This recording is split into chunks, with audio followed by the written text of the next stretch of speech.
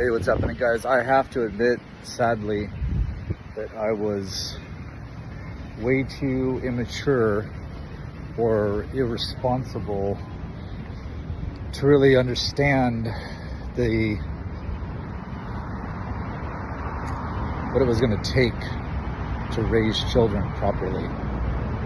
This is a very, very difficult endeavor if you want to do it right, because this is a continual wake-up call for yourself. It's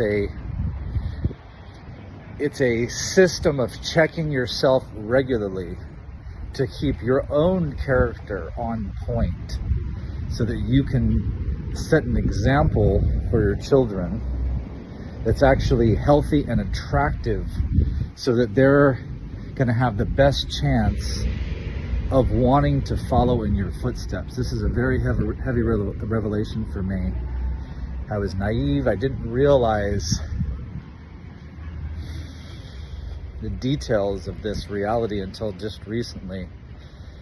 Once again, after studying and contemplating, meditating, and just going through my own growth process, I'm realizing this late in the game. And it's never too late to realize things, but you are going to suffer the pain of your mistakes. It's just the way that nature works. It's the growing process for each of us. And a lot of the different spiritual practices, I was just reading an article from the New York Times that a lot of people are stopping going to church. The main thing is that what's attractive to people? You know, what are they getting out of what they're doing? Whether it's some religious ceremony or some spiritual text or some process of meditation.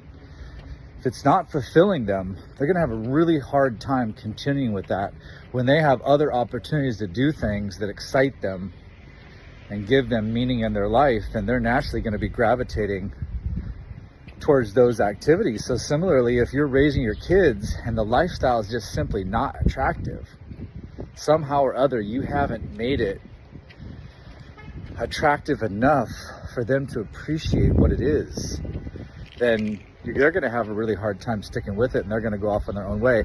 And I'm not saying that it's going to be 100% guaranteed, because it's not. You could have an incredibly great healthy lifestyle. You could be exercising regularly. You could be in top shape. You could have a very good financial situation. You could have some philanthropic work. You could have a great spiritual life. You could have a great group of family and friends, making good decisions with your diet. The stress could be low, and the kids could still decide that they want to go off and do their own thing.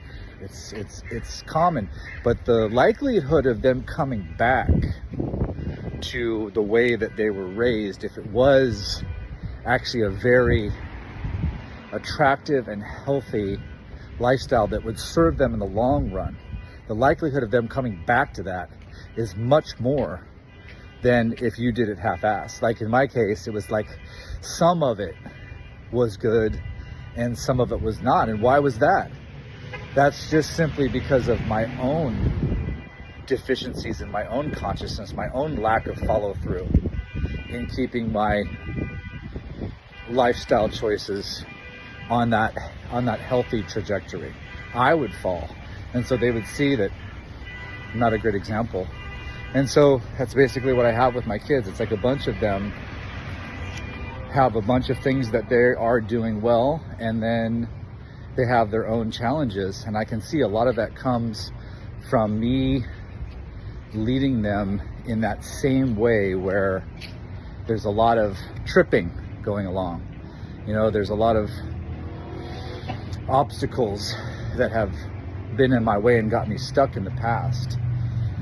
Heavy realizations for me, things to think about when you're raising kids, things to think about when you're developing relationships with others, when you're thinking about your own path and journey.